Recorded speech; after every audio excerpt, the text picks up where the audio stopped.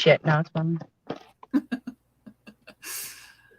Hello. Hi, everybody. Hi, everybody. Hi, everybody. Hi, everybody. It's another day of Hi, American everybody. Horror Story. Yes. Wah, wah. Yep. And what was the title right. of this one? Huh? What was the title of this one? The title of this one, we are now going over Season 1 or season 2, episode what? Season 2, episode 5. 5, that's right. Titled I Am in Frank Part 2. Part 2. So if you haven't seen it, go watch part 1 first. Yes. Or you won't understand at all what's happening. Yeah, you'll be really confused. Regardless, this is not a season where you can just be like, oh, I'll jump in midway through and I'll figure it out. No. And that'll be really easy. Nope. I want to show everybody my shirt. No such luck. Shirt. Hey, Miss Debbie. I got my new shirt in the mail today. She's in the house. Hey, Debbie. Who else? I'm going to pull up comments. Woo! Oh, and Beard's here. There's Big Red. Hey. There. Yes, check out Melinda's new shirt. We like it a lot. Hold up, Melinda. Show off your shirt. Do not be surprised if you see lots of me spinning in circles because my husband is not home and my children are crazy. Wow. We're gonna do the best we can today, but it's interesting.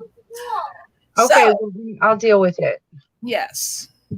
Connor is 2 years old, but he has a list of 21 rules his 9-year-old sister has told him he has to follow. Of course. Even though he can't read, there is a list of them on my wall. Uh-huh. Everyone has to have a list of rules. Don't you know that? It's how the world operates, right? Okay, so today, the episode begins with Sister Jude. She pulls up in a car. You're in there, quiet. And she knocks on a door, and we don't know what it is. It ends up that she's going to see someone called Mr. Goodman. Goodman, yeah. And he's like, wasn't he like an Auschwitz survivor? Yeah, he was an Auschwitz survivor. But he's a turned private investigator. And he basically lost his entire family. And then we find out that Sister Claudia is the one that told her about him. And so she goes in. She's got a file that she wants to give him, and it turns out that she wants to pay him. She asks him if she needs to pay him for this, and he says no. I do this for free. It's kind of like a calling. Right, his calling. And then she proceeds to sit down and starts to talk about Dr. Arden and everything that she suspects that he's an SS officer. Yeah, Debbie said her brain automatically calls him the Nazi hunter. Yep. No, she's right though, totally. Because that's what I feel like too. The way he describes his life, you would have swore he said it at some point, but I don't think he did. But I swear, you would think he did. That was. Oh, Beard. I'm sorry. I said Debbie said it. My bad. My bad, B. It's been a long day, like I said. Just so everybody knows, my husband went back to work today. So after like 3 weeks of being in the house, I'm doing it by myself. She's a little bit frazzled today, so cut her some slack. But we're gonna make it work. So yeah, she gives him the file, tells him, there's not much information in there, and it's probably all a lie. And then he proceeds to ask her a rather embarrassing question of whether she has seen him without a shirt on. Yeah. Because of the fact that they have tattoos. The marking. Yeah. Yep, part of their arm that basically shows what their blood type is, and that was how they were able to Which is distinguish so them. crazy to me. There wasn't dog tags. I mean, and because dog tags were available, but they chose not to because, and I get kind of why they did, but also just the fact that, they did that. Like, you can never get away from that. No. I mean, you can have tattoo removal. A lot of people do, but it's still going to kind of be there. And not to mention the fact is that like the tattooing and the inks I'm sure they used were a lot more penetrating and things like that than what they use nowadays. Yeah. It wasn't your normal everyday tattoo ink. And then basically she asked, she was like, should I look for it? And he said, no. The last thing you need to do is bring don't bring attention. Because the last thing you want is for him to realize that he's been caught, because that could turn out to be very devastating for you. Right. Or he could run. Mm-hmm. And he wants to catch this dude. That's true. And then after that scene, we go directly into Jude's office, and we see Sister Mary Eunice trying to rifle through her desk. And she's looking for something, but we don't know what. Wait, is that Sister Jude or Sister Mary Eunice? That's Jude. That's Jude. Okay. We need props. There we go. I need the damn thing to put them on. There we go. My lottery tickets. They better be winners. So we have Sister Mary Eunice trying to rifle through her desk. She's trying to find something, but we don't know what it is. And the next thing you know, the door bursts open, and you see Dr. Arden fall to the floor. And it turns out that Anne Frank has a gun to his head. Not her. Not that crazy. Her, I know. How horrible. So she has a gun to his head, and she wants to talk to Sister Jude. And of course, she's not there because she's off doing something else. Well, she was off meeting with the dude, wasn't she? Yeah, she was off meeting with the investigator. So, and because, he fell to the ground, and Sister Mary Eunice basically went running to his aid. She told him to stop. She told her to stop, and she proceeded to say, where is Sister Jude? I need to talk to her. You should see the things that he has in his office. Yeah, because we have to remember, Anne Frank has already found out about Shelley. Yeah, she found Shelley when she first pulled the gun on Arden. Like, because she saw her the last episode. Right. However, Arden proceeds to look at Mary Eunice and proceed to tell her to go. It's like to go to his office. So of course she runs out of the room, and then she proceeds to say, I've waited this long, I can wait a few more minutes. And then the next thing we know, we have Frank holding a gun to her head and stopping the whole thing. Right. Otherwise she would have shot him.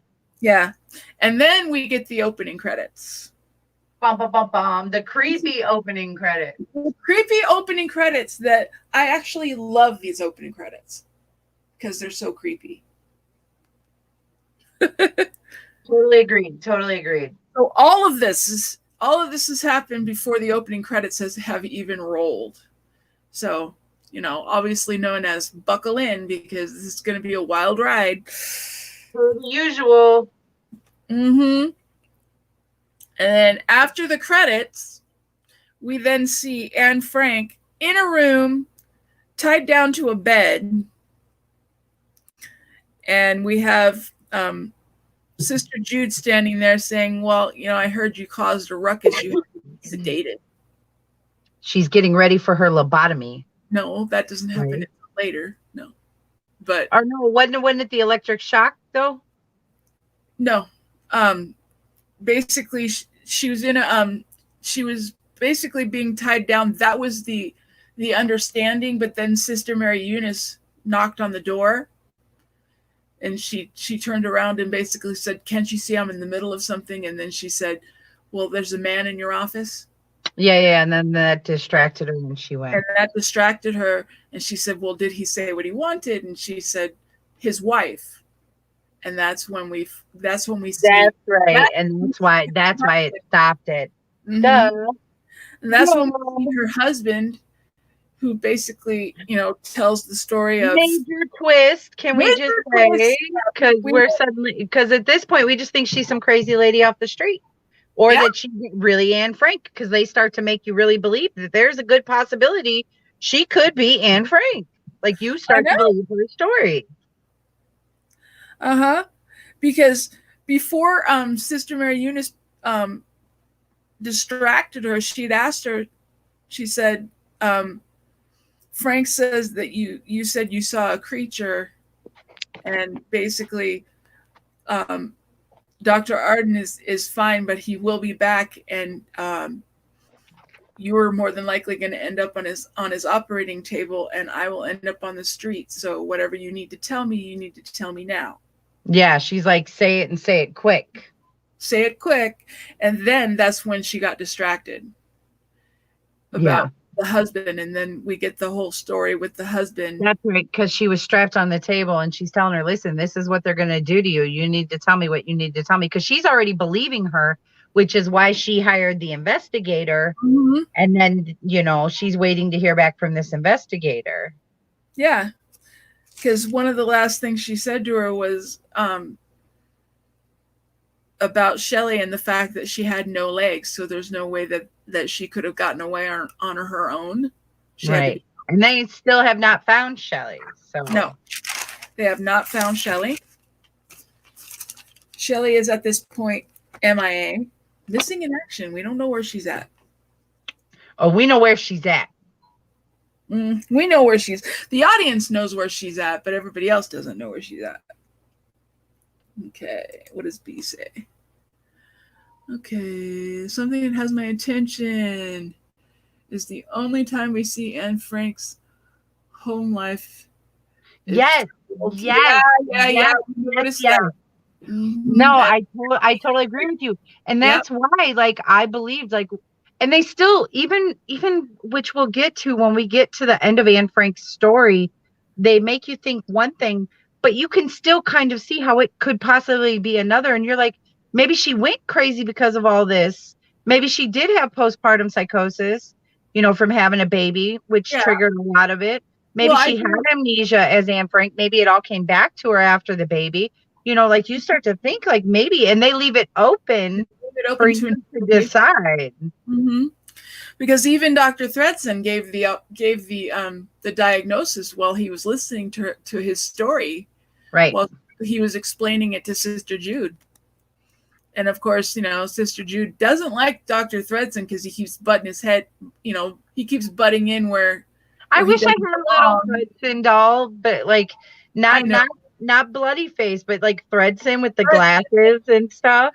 Because he's actually cute when you think about it. You're like, oh my God, how can somebody so evil be he's a very good looking guy. He is. Zachary Quinto is a very good looking guy. He's just an asshole. He's a great actor. He's just an asshole to people in real life. Yeah. Very true. Okay, so where do they leave off? Basically, Dr. Thredson gives the diagnosis after hearing the husband explaining the story that she read the book while she was like 8 months pregnant with the baby, and then she had the baby, went and saw a play of Anne Frank, and basically had like a break where she thought she was Anne Frank, and she thought she could fix it and make the outcome different. And because the baby had colic, and she had a hard time dealing with that, so that was a real thing. Let me tell you, for any of you who are parents, but colic is no joke. I will tell you, man, all three of my younger kids have had colic, and I'll tell you, man, I swear, boom, like your brain wants to explode. It's hard. Yes, she has Arden's picture of Nazi Gripper. You're right. She totally does. And that's another thing, because it's like, well, did she just find this digging through documents, or did she get a hold of it somehow? Like they leave you thinking, like, wait, this really could be her. Yeah, they leave it open to interpretation that maybe this actually was her. Or even that maybe she really was in the camps, but we see that she supposedly wasn't ever in the camp because she did the tattoo herself, her husband says. Yeah, but she believes she was in the camp. Right, right. But what if she was? What if she was a young child who just happened to not get labeled or something? Or We don't necessarily know that, but it's true. I mean, they did mark everybody. I think it would be really, really insensitive and maybe undesirable to assume that they had not marked everyone because of what they did do to people. But you never know. You never know. Things always slip through the cracks, right? Mm-hmm. No system is without flaw. No. Anyway, she ended up having a break because the baby had colic and she didn't want to deal with it. And basically, because of everything that she was researching, she basically told her husband that he's not the one that needs me. It's the other ones need me more. The other babies that she thought were being gassed and all of that. Right. So she basically wouldn't touch the baby, wouldn't hold the baby, nothing. Which is so evident in postpartum psychosis. Yeah. It really is. It's so hard to bond with your child. It's so hard to have those feelings. You don't feel like this is your child. You don't feel like, I mean, it's postpartum depression alone is no joke, let alone psychosis. You know what I mean? Mm-hmm. So, and so Dr. Thredson gives him the diagnosis of the postpartum psychosis, and the husband basically says, well, I can't do this. I'll be right back. Keep going. I'll be right back. I can't do this alone. I need to work. So she needs professional help. So she needs to be hospitalized, but I also need her to come home. And so Sister Jude wants her out of the facility, and Dr. Thredson basically says that it's a bad idea. But she brushes him off, and they end up sending her back with her husband. So she's walking down the stairs of the asylum wearing the same dress that she came in with, saying, "Why am I wearing this uncomfortable dress?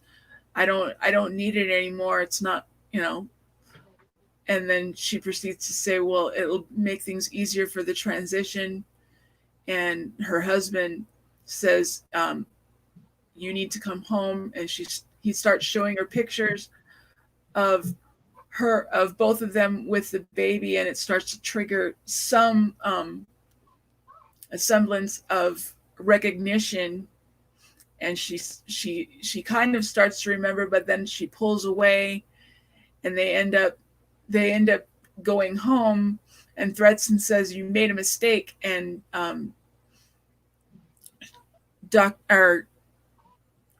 Sister Jude is walking up the stairs saying, it's not our problem anymore.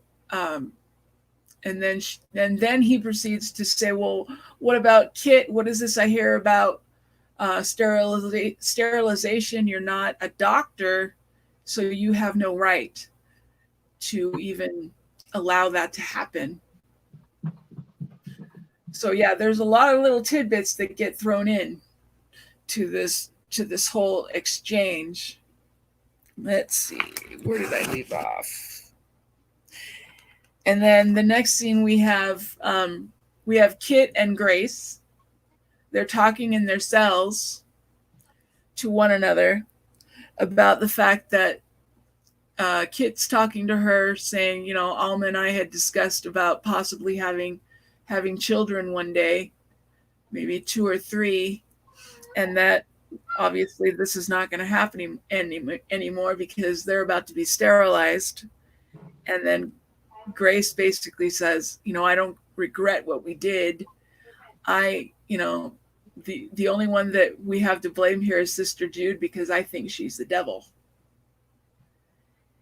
And then Sister Mary Eunice walks up, and basically she ends up letting Kit out, because it turns out that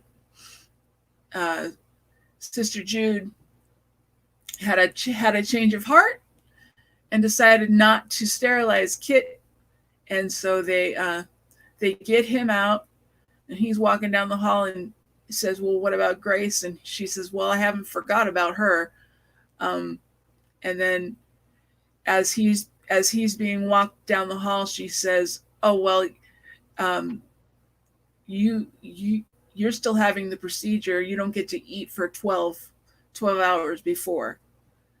And then we have the screaming that happens because, you know, she doesn't think it's fair. And then as she's laying in her cell, then all of a sudden we see the light coming through the cell door, and that is when the aliens show up. But we don't actually get to see them. We just get to see the light. And then after that, it goes to black after that, and we go to the next scene. I'm back just in time for the next scene, I heard. Yeah, we're back just in time for the next scene, because I just talked about the scene where Grace is in her cell, and you see the light. You see the light of aliens coming through the door, but you don't actually see anything. And then yeah. And then the next scene after that, we have all the patients in the day room taking their pills. And you know, Lana, she takes her pills, and then she's standing by the window looking out. And this always scares the crap out of me every time I see it. When Dr. Thredson touches her on the shoulder, it just makes me want to fly every time he does it, because he's trying to get her to turn around and say, well, you know, we're leaving tonight after dinner. Be sure you're upstairs at 6:00. Don't be late. Right. And she's like, is this a dream or is this really happening? And then he proceeds to walk away. Right. So that's the setup for Lana actually getting out of the asylum. Where am I? Yeah, she's under the stairs. Pull up the synopsis. Huh? Pull up the synopsis. I could do that, but I did like... That would be too easy. That would be too easy, wouldn't it? Oh, the next scene after that... and then the following scene after that is the scene with Thredson recording Kit, saying that because he wants Kit to admit to all the murders, and his reasoning is, he's like, well, you're not my Kit's, or that Grace is not my concern, but you are. So let me take care of this. Let's get this done, and then I'll see about what I can do for Grace. Bullshit. Yeah, big lie. He just wants to get off scot-free. So he proceeds to record Kit admitting to all the murders.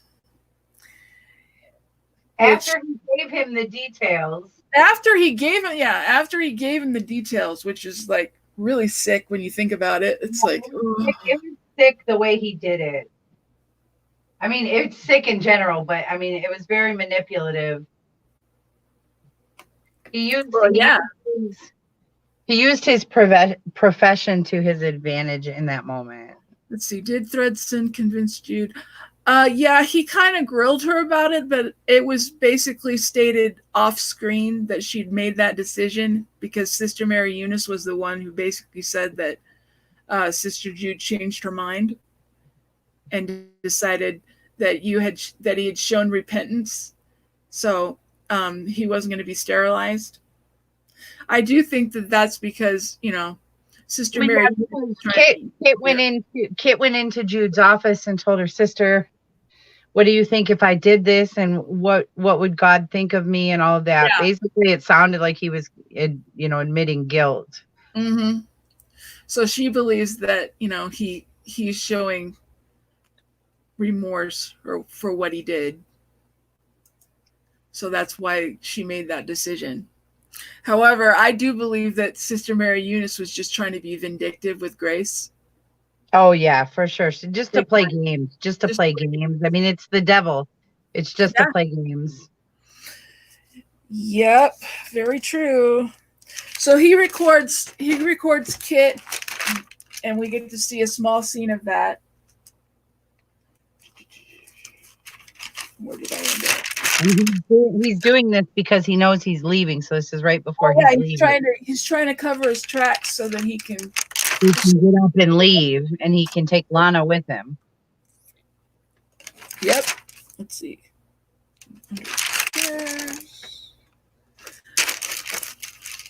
So we have it going back and forth. We have Lana under the stairs. She's waiting for Thredson, and then Thredson shows up under the stairs with a box. Basically, she asks, well, what's the plan? How are we going to do this? Is this really happening? And he said, this is what's going to happen. You're just going to walk out the door. So he ends up distracting the guard by lighting a cigarette. And she manages to get out the door, and he says goodbye. At the same time, we have Frank trying to look for him because the doctor wants the husband wants a second opinion.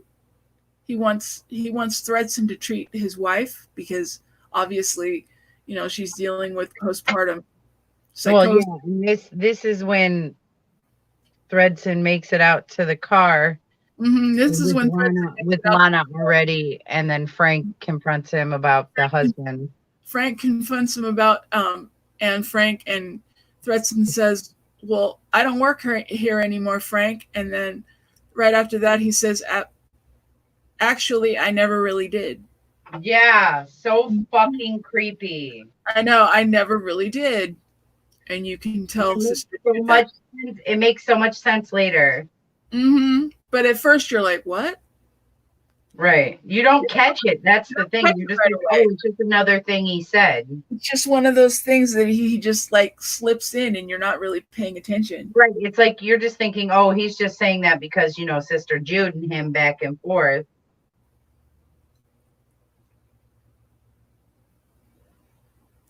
Let's see. And then right after that, Lana's escape was our first sign of light this season. Yep.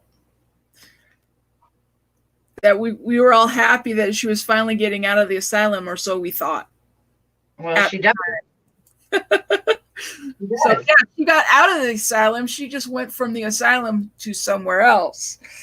Even worse than that. No, to a house of horrors. From one house of horrors to another. Uh-huh.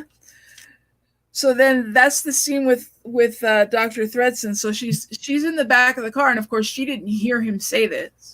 So she has no idea. And Dr. Arden ends up going into Anne's room. The room with Anne Frank's husband, right? And he's talking to her, but we don't get to see the whole scene with that. He just basically says, well, look what the cat dragged in. You didn't get very far, did you? So, and then he walks out of the room and her husband sees him and he's just like, you're the doctor that my wife shot. I'm so sorry. And he said, well, we can fix this problem. I can fix it surgically. As a matter of fact, we can do it tonight. And that's when he suggests he doesn't actually yet because that shows up in the next couple scenes. But yeah. And then after Thredson gets Lana out and he says his line, the next scene after that, we have Frank telling Lana or telling Jude that Lana's nowhere to be found. Right. That she's no longer on the grounds. And she totally just like the wind is totally blowing out of her sails at this point. And she like Lana knows too much. Yep. Lana knows too much. So now I think Jude did the worst mistake she could have by putting her in there because all she did was give her time to come up with the perfect expose. Mm-hmm. And so she proceeds to sit on the bed, and the next thing you know, she's telling this story about when she was a kid. And she used to be kind of like a latchkey kid, what they would call latchkey kids in our day. Yeah. And she was all alone and she wanted a pet or something. So she found a squirrel that was hurt and she brought it into the house had it in a box, but she ended up forgetting to feed it for like 2 days, and it died, and she didn't realize that it died. And she ended up praying for God to fix the squirrel. Why is it sick? Why is it this? And she didn't understand why didn't God answer my prayers? And typical child. And her mom basically said, well, God always answers our prayers, but not always in the way we want him to. Let's say BRT said Jessica tells the squirrel story so well. Yeah, she does. And so after she tells the story, she basically says, I'm through, Frank. My goose is cooked. Yeah, she knew. I'm out here. And Frank walks out of the room and he says something on, I can't remember exactly what he said, but he does say something rather poignant. And then the next scene, you see her changing out of her habit and getting ready to leave. Packing her bags. Yeah. She's packing her bags and getting ready to leave the asylum. Yeah. Because she knows. That's a very poignant thing. You're like, oh, man. Well, with the tension she's already had with Timothy, with the Monsignor, and then now with this happening, and then the tension she had with Thredson and the Monsignor. Remember, Thredson pulled aside the Monsignor and talked to him at one point. Mm-hmm. So, he knows how Thredson feels. He knows how Jude feels, and he thinks Thredson is a professional doctor and all of this, Yeah. And so she walks out of her room, and the next scene you see her in regular clothes sitting at a bar, and a guy comes to pick her up. Yep. At the bar. It's like, oh, we're back to this again. Go, Judy, go. Yep. So we get to see that scene, and the scene after that, we finally get to see Thredson bring Lana into his house. So Thredson brings her into the house, and they're talking about her laying low. Mm-hmm. And you can't make the house. I just broke you out of an asylum, so the first place they're going to look is your house, because she wants to go back to her house. And why does she want to go back to her house though? Because she starts to get nervous. She wants to go back to her house because she's thinking, I need to get a hold of someone. Maybe they know what happened to Wendy. Well, no, at this point, though, she's looking around nervous. Well, no, she's not nervous. She's not nervous yet until he basically goes and gets her a glass of wine. Right. And then she goes to sit on the couch, and he turns on the lamp. Right. And she's looking at the lamp, and then all of a sudden you start to see what the lamp is made out of. Well, it looks funny. It looks like it could possibly. It looks like it could possibly be made out of something not of raw material. Well, I guess raw material. It looks like it could be human flesh, but you're not sure if it's real or not. He basically says, you're going to get a Pulitzer Prize. I knew you were the one. And then all of a sudden he dropped. Then she noticed it when he handed her the candy dish. He offered her a candy with the candy dish. Wasn't it half a skull? Yeah, it was a mint. And he's like, you're going to. That's when, yeah. I knew you were the one to tell my story. And then all of a sudden she's like, your story. Right. And then she said, oh, that wine just went to my head. And she goes to excuse herself. So she goes. Yeah, because she wants to use the bathroom now at this point, because she's already suspicious and nervous. The doors are all locked. So she goes into this other room, and it's completely dark. And the next thing you know, Thredson is standing there. And he says, oh, you figured out what my hobby is. You found my hobby. And then, bam. And basically, she's standing on a trap door. We don't even know that. And basically she goes, you make furniture. What is your medium? And he says, skin. Like, why would you even ask at that point? Play stupid. Play It's like, stupid. no, right now you just have to be stupid. But no, this is like, don't point out the obvious. Don't say, hey, your furniture. Just be like, oh, I couldn't find the bathroom. Oh, I see you have hobbies. Cool.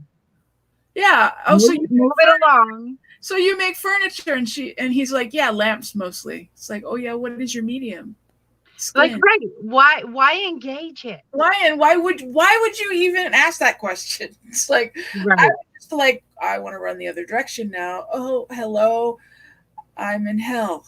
And then he drops her through the floor. Then he pulls the switch and bam, straight through that trap door. And Yeah. she hit that floor hard. I mean, I know she really didn't, obviously, but they did do that on purpose. Like, you hear that thud, like bone and everything, and you're like, holy shit. And that's why I was so shocked when she had to be later, because she would have broken eggs and stuff. Exactly. That's what I'm saying. When we see her later, I thought for sure she'd have like a broken arm. At least, because I understand them not doing legs because she has to try to do what she has to try and do later in the story. But why not a broken arm? As he seems really sterile and lacks character. Yes, definitely. They definitely did that on purpose. Mm-hmm. Yeah, you're totally right. It really did. And it reminded me of a lot of homes at the time that were like bachelor pads where they weren't extravagant in that era, but they did have like nicer things such as like lamps and things. So you would think, okay, maybe these are just nice things he has, but they were very bland and very plain. And even all of his decor, all of his furniture, the way they used the set even was just very bland and very 60s. Mm-hmm. Yeah. So now we're at where Lana hits the floor. Lana hits the floor, and then you see her laying on the floor, and you see a body laying next to her, but you don't realize it's Wendy yet. Well, don't say it. I just said it. We just see a body. We just see a body. Big reveal away. We don't know it's her yet. We don't know it's her, but all we see is a body, and so but obviously she can figure out who it is because she recognizes the body. She just hasn't seen the face. So she goes reaching for her and turns her over, and then she realizes that she's dead. And Thredson's sitting on the stairs. She had no face or part of the face. I know. Thredson's sitting on the stairs going, oh, I was hoping she was going to be more thought out by the time this happened because he wanted to do more therapy on her. It's like, how sick can you possibly be? Yeah, it was totally. We haven't even scratched the surface on any of this. Totally sick. Yeah. And then Lana wakes up, and that's when she saw the body. Then we see Thredson with the big reveal. Yes. And this is when we find out who he really is, that he's not just a crazy person taking Lana. He is the infamous Bloody Face. And here we go. Here's the big reveal. Dun, dun, dun. He took her teeth.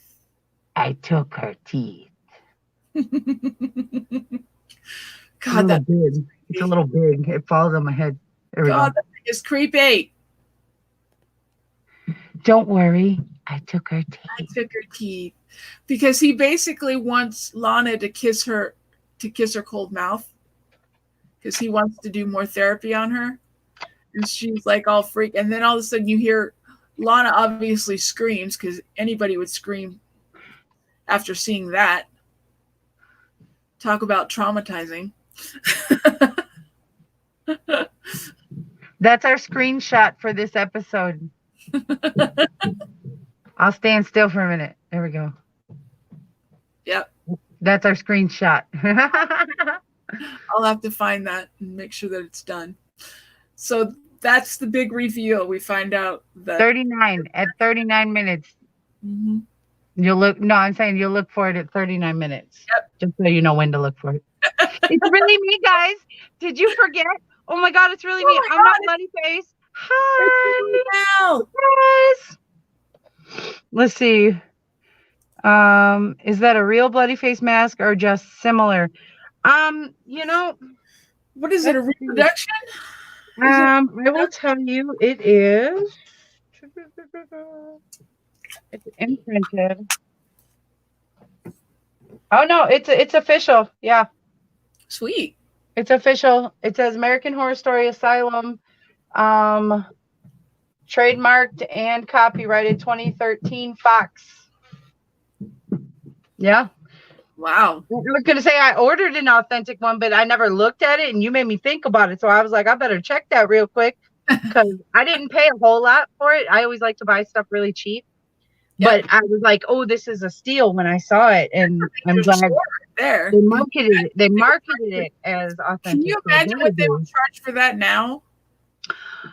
Oh, dude, even the pepper mask is the other one they have, and then the twisty mask. And the pepper mask is the most expensive one. The bloody face is the cheapest, and twisty is the second most, or right in the middle. Because twisty's more popular, so they sell more of them, so they can lower the price of them. Pepper's highly sought after because she's a loved character, and it's not bought as much because people don't really buy Pepper, so they charge more for it. That makes sense. Yep. So silly, right? The teeth. I took her teeth. Yeah, the teeth. Teeth were totally bloody face. So that is the big reveal of the episode. Mind blown. What the fuck? Yep. Although I have to backtrack now because we totally skipped over a spot. What spot? We totally skipped over the aliens having Grace. Oh, you actually get to see her in the white room. As silly as it sounds, it's important to later plot. We can't leave it out because it's actually very important. Let's leave it out. Let's leave it out. No, let's not. We can always go. Okay, fine. It's like I'm the voice of reason. I have to do this. But yeah, that was my fault because I totally skipped a page. But basically, what it is we get to see Alma and we get to see Grace, and Grace is laying in this white room. We get the flash, and it's like we get all these flashes, and basically Alma says, don't fight it. It just makes it. It just makes it harder. And, she's like, who are you? And oh, my name is Alma. Then apparently that's where the aliens implant or try to implant her. And the next scene we have her in the day room and she's sitting in the chair when she's bleeding, like she actually had her innards scooped out. Remember that? Where they thought that she had the procedure done, and they proceeded to have the cops come in and arrest Kit for killing all those women and for killing Alma. So obviously Thredson's idea worked because he's now being arrested for doing something he didn't do, right? Because of the recording. And then Grace is basically, no, it's a lie. Alma's alive. I saw her, and so we couldn't leave that whole thing out. We had to let that whole thing be said. So basically, she saw the aliens, so she knows they're true. And then we go back to what we talked about before, which is the big reveal of Bloody Face, which I remember when that first aired, that was one of the biggest jaw drops of the season for me, was the fact that this guy that was supposed to be such a really good guy turns around and ends up being the worst person ever in the show. So yeah, that was a big thing. And then the next thing we see Anne laying on the table, and Dr. Arden's getting ready to perform the lobotomy. Debbie said the aliens repaired her. Yeah, the aliens supposedly repaired her, but. And BRT makes a really good point. He said it was pretty awesome the way they revealed it, the Thredson thing. He said because Thredson was supposed to be our only good guy, and you're totally right. From the beginning, they portrayed Fredson to be like the good guy. He was going to be the savior of the season. He was the Evan Peters of the season, right? No. Well, yeah, but maybe in a different way than we thought. Yeah, totally. And I believe in the beginning, like Zach knew from the beginning that he was going to be the everybody knew that was there, I'm sure, at that point.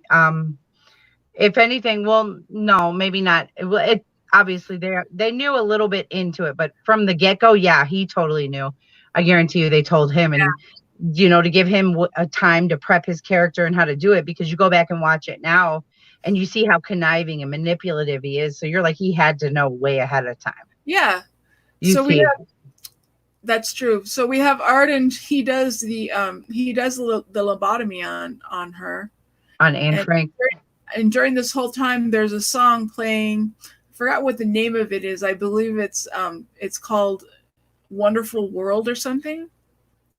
And we see different scenes. We see Judy waking up from sleeping with this guy that she met at the bar, and she's getting up and getting dressed and walking out of the room.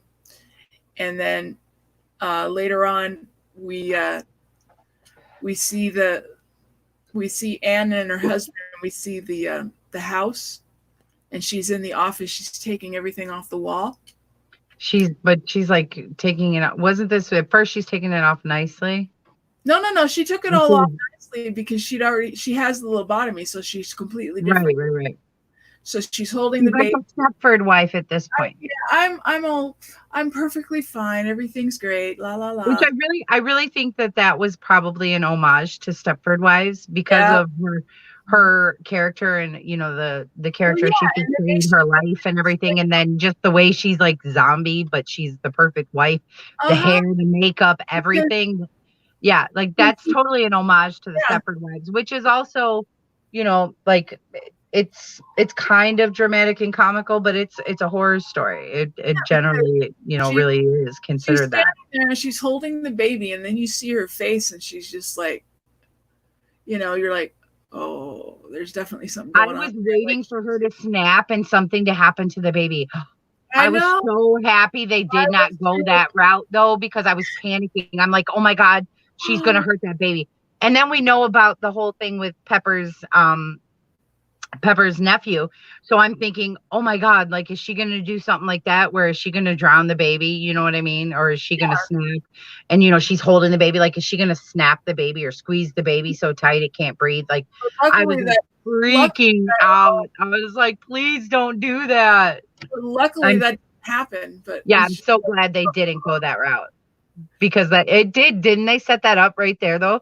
Where you thought something was going to happen? Oh my God. And then when they did the close up on the pictures that were still on the bulletin board that weren't in the box that the husband was getting ready to throw away. Yeah. You actually get to see Gruber. Yeah. His younger self, played by his son. Gruber is in that picture on that wall. And that's black and white. And that is how the episode ends. Yeah, which was a really good way to end it. Like, just in general, even if you didn't know the storyline, just the camera angles and like the way they filmed it, the way they ended that shot and everything was just great. It was very dramatic and awesome. It was cool. Mm-hmm. And that is the end of the episode. That's all she wrote for Anne Frank. Poor Anne. Yeah. What was her real name? Her real name was Charlotte. Charlotte. That's what I don't remember her last name, but her real first name was Charlotte. I believe her married name was Brown. Something Charlotte, like that. Something like that. I don't know, something like cookie cutter normal and yep. All right, so do we want to make any announcements or anything before we end today? Oh, awards. You guys, make sure you get out there and vote for the hashtag AHS Awards. They are all posted. I posted a link in the group or a note in the group, but just to let you guys know, because it's getting more difficult as we post because people don't want to scroll through the wall to find all of them because we want everybody to vote on all of them there's what do we have? 23, right? 23, yeah. 23 of them. And I numbered them. So there's actually 24 because there's 2 votings for number 1, which is Hottie of the season. So there's actually 24 that you're going to vote on. So make sure I tried to put them mostly in order when I put them in there, but it's weird the way Facebook lets you do it. And you can't go back and rearrange it. But you did basically set up like a tag at the top of the page. So what it is at the top of the page, when you first scroll down, like where you'd write a post, when you would do that, it's right above or right below, depending on how you're looking at your screen or how your screen is, whether it's mobile, PC, whatever. Right. But it's right there, and it says under popular post topics, there is a little gray box, little gray bubble that says AHS Murder House Award nominations. Just click on that. They're all in there. And you just have to vote on all of them. And then, and I also want to point out, because that's really easy and you can see it. And I also pinned the comment at the top of the page that says where it's at. And it should be like right below it or right above it. Right. But I also want you guys to know, I noticed when I was going back and looking through, a lot of people aren't hitting the bottom button. Not everything has 3 options. Some of them have 4, 5, and 6 options. And not that those are the ones people want to vote on. But I just want to point out and make sure that people are actually clicking. It'll say plus 2 more or 1 more or 3 not more. All of them have that, but some of them do. Right. Some of them, not all of them. And it'll say it in a little square rectangle box at the bottom. Just click on that and it'll pull it up for you and it'll show you all the options. So you guys don't have to just vote on the 3 that are there if people are, feeling like they have to pick. Oh, awesome. Cool. Oh, I want to see that. We want to see. So yes, I want to see your shirt for sure. Yeah, post that in the group because we really want to see it. But yeah, so you guys make sure you're clicking on that button when you go to vote. And you guys have until 11:59 p.m. tomorrow night, basically midnight Wednesday. So the beginning of Wednesday morning is when we're cutting it off to give us time to tally up all the votes. Because we also are taking in some votes that weren't just put on the polls that were voted for. So we want to tally everything together. And then Wednesday for our show, Wednesday, we'll go over the winners. Evening, we will announce the winners. That will be our awards show, and we'll announce everybody's top picks, everybody's winners. We'll see what happens. And don't forget to go to our group. If you haven't already joined our group, please go ahead. Feel free to join it. And what we want you guys to do, we want you guys to help us come up with stuff for these categories. We want to keep the general same categories for each awards show for each season, but we want you guys to help us come up with the responses that you guys can vote on. We want you guys to help us come up with nominees. So you guys feel free in the group, Late Night Chaos, join the group. Go ahead and tell us about which ones you guys would like, which ones you want to pick for nominations for different categories and such. Right. And I believe actually, you can, because Debbie did on one. You can even comment on the polls. So if you guys have an idea for one that would be good or something, put it in there like Debbie did. That's a really good idea too. We'll just have to go through and filter to make sure, because those nominations are for Murder House, whereas we want you guys to help us with nominations for Asylum. Right. So that's the next one we're going to be doing. Right. And so we're going to put out the nominations for Asylum midway through Asylum. So that'll be the following week after the awards show. So that'll be next week, actually. Nominations for Asylum is next week. Yep. Yeah. So if you guys could go ahead and let us know what you guys want for Asylum, let us know ASAP so we can start getting all that figured out and have it out for you guys. Because we have a week and 2 days to get that out. So let us know. Please. We welcome your help because we want to get you guys involved. Yes. Because that's the fun of it all, is getting you guys involved. Let's check out the chat real quick. Yeah. Charlie Brown. Debbie said Charlie Brown. Charlotte Brown. Charlie Brown. You're so funny. Yeah, you're so funny. So funny. Let's see. You said controversial, but these Anne Frank episodes are excellent for all the things that went down. You're totally right. Like, a lot of people don't like them. Like, obviously Michael is a big fan of not liking them. Yeah. And a lot of other people feel that way as well. But I think, like you said, they may not be relevant to the story that we're wanting to hear, but they are really cool the way that they did it and all the information that they gave us, because they were accurate on a lot of points. But then Well, they did fantasize about a lot of what ifs, which is really cool about that too. In my opinion, they did it really well because it shines a light on postpartum psychosis and what I think they were very tasteful with it. I mean, was it a little disturbing because the lobotomy and everything else? Well, yes, but that's the story that we're in with the asylum. So aside from that, and that's things they really did to women who had these issues back then. I know. Like, they really did do these things. So that's not too far off from the truth. You know, it may not have been the way that, you know, it was exactly, but those things did happen too. So yeah, I thought it was very tasteful the way that they portrayed the whole Anne Frank story, even though I feel it wasn't too relevant to the story. I mean, it did help us a little with Hans Gruber, but I think we could have done that with somebody who was already there, and rather than bringing in a character for 2 episodes and then taking them away, but yet wanting them to be so significant in the plot line. I do agree that it could have been that she was already there. Right. Now that would have made it a little different too. If she was already there and already diagnosed with this and already diagnosed as someone who thought she was Anne Frank, but then it wouldn't play into her attacking Arden because she would have already known him. It wouldn't be us seeing her just meet him.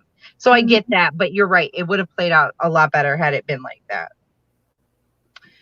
But yeah, so all right. That's our show. So that's our show for today, guys. Thank you guys so much for coming out. We really appreciate it. We'll catch you guys on the flip side. Yes. Everybody have a great day, and we will talk to you soon. See ya. Bye, guys.